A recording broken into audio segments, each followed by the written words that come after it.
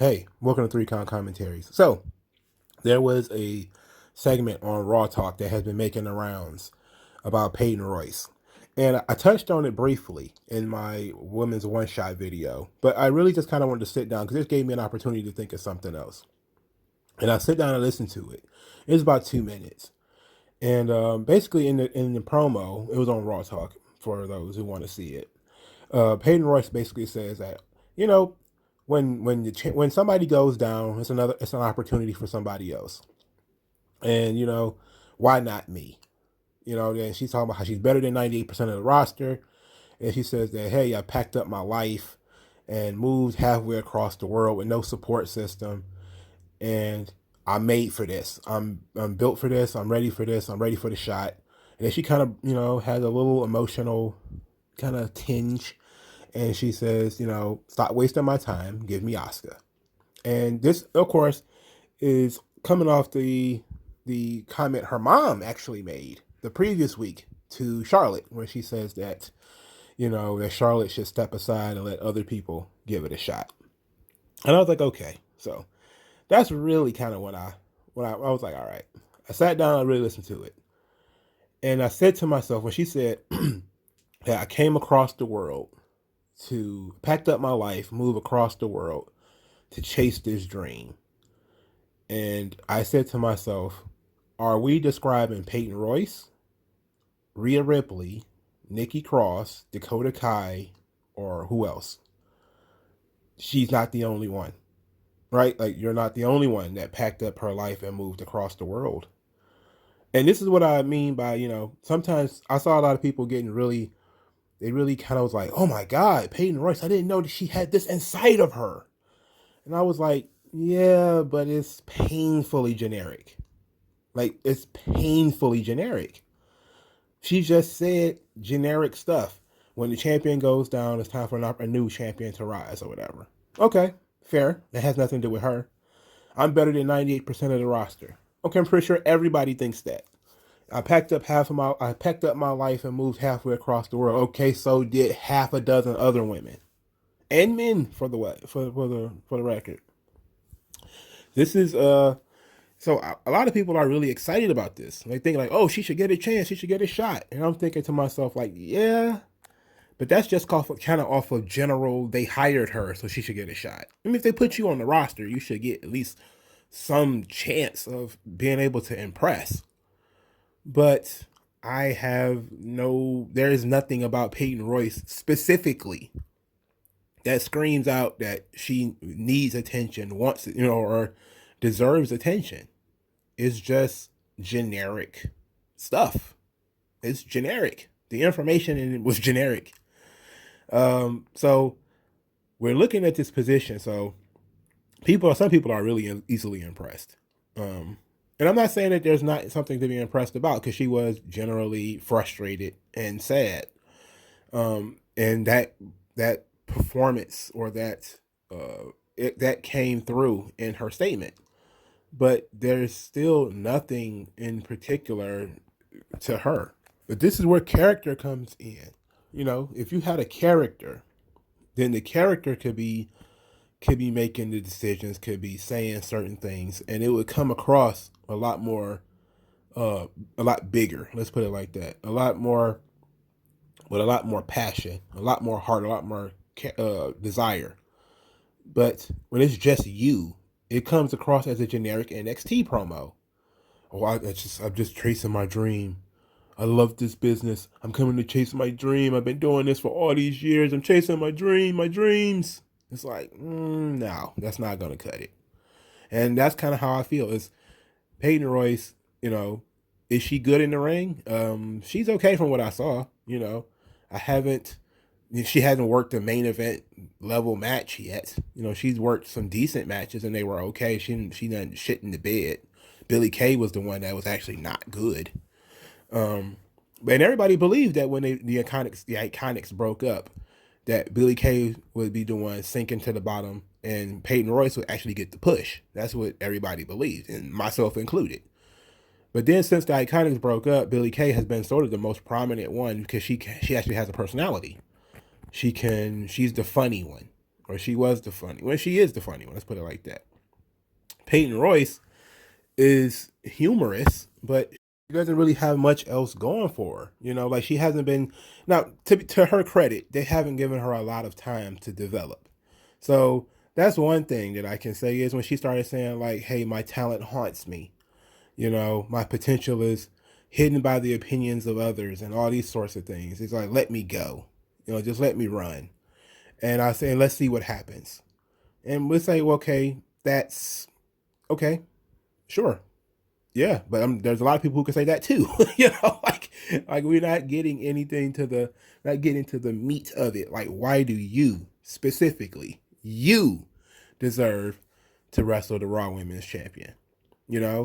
This was an opportunity to come out of her shell and to find something to latch on to that makes her unique above everyone else. But I haven't seen that. I still see kind of generic NXT mindset where you appeal to the emotions. You say, "This is my dream." You say, "This is how I dedicated my life to this," and everybody is gonna nod and be like, "Yes, I understand, I understand." But then when you look at, she's not the only Australian woman either. There's like 4 other ones that came that came across the world with her.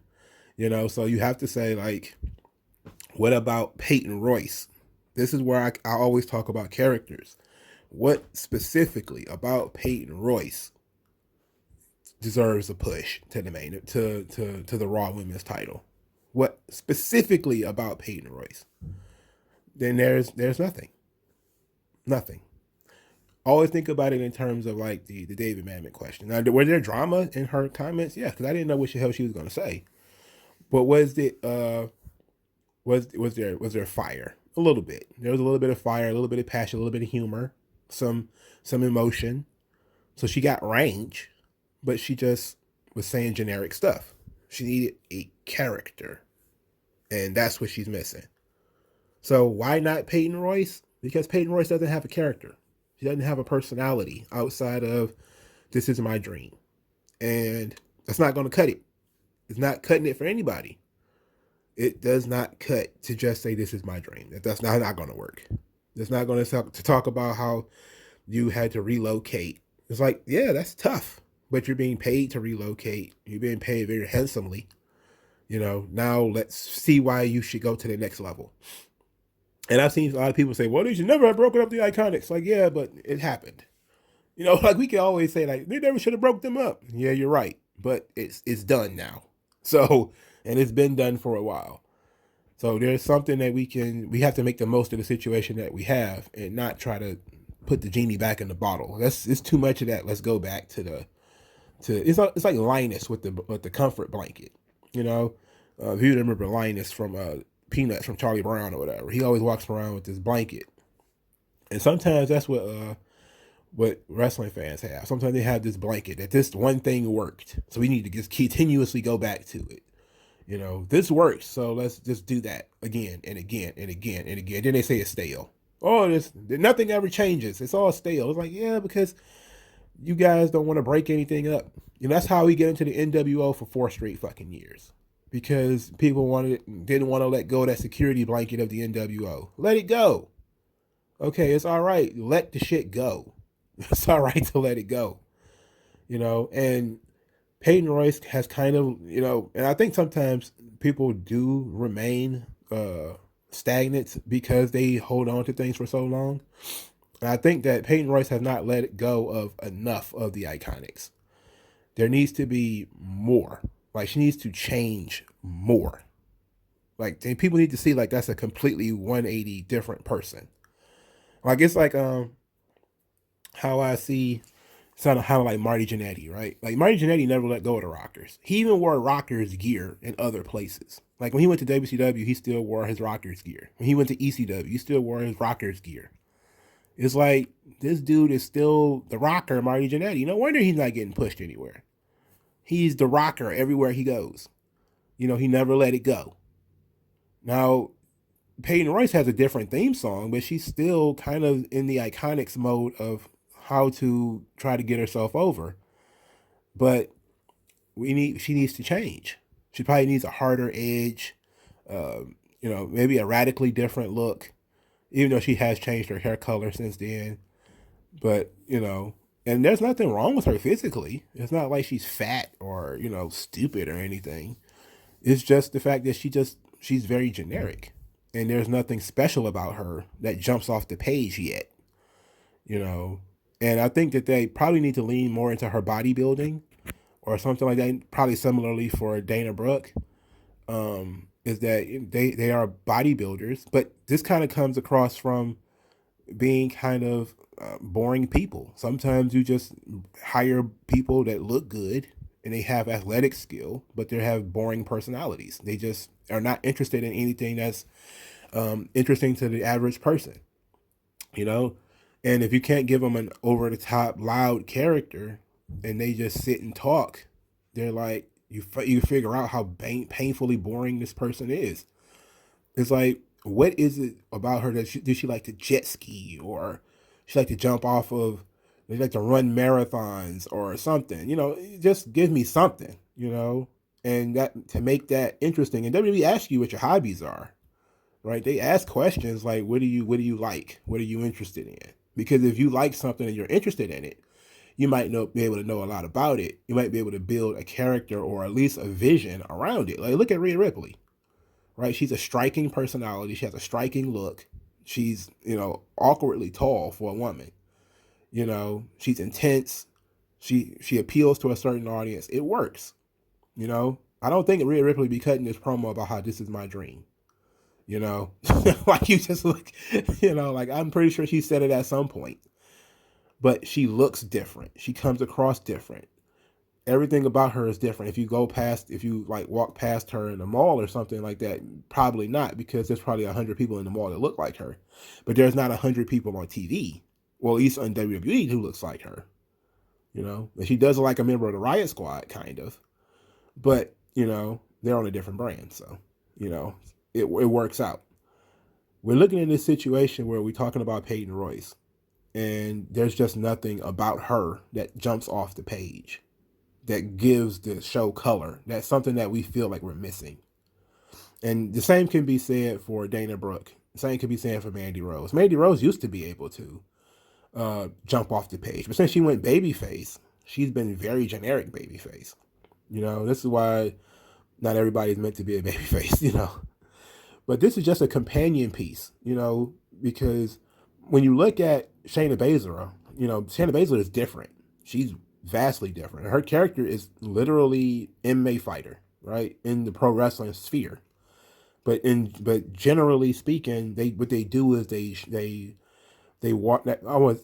say water it down. They water it down, or they round off the edges. What could be edgy and tough becomes somewhat humorous and relatable, like they did with Riddle. Like, they just turned Riddle into a fucking idiot. But they kind of did a similar thing with Shayna Baszler, where she kind of jokes a little too much. She's not as serious. She's serious when she gets in the ring, but she's kind of jokey outside the ring. And it's like, not really buying it. Like, there needs to be something specific where people are individualized. And Shayna Baszler and Nia Jax are individuals. They're a tag team, but they're individuals where you can explain people to them, without people seeing them. How could you explain Peyton Royce to them? Charlotte, how could you can explain Charlotte to other people simply by saying, oh, that's Ric Flair's daughter, and yeah, that sucks for a lot of people, but you have to work harder, so I don't know. I wasn't really all that impressed by the promo. So why Peyton Royce? I don't know. Why not Peyton Royce?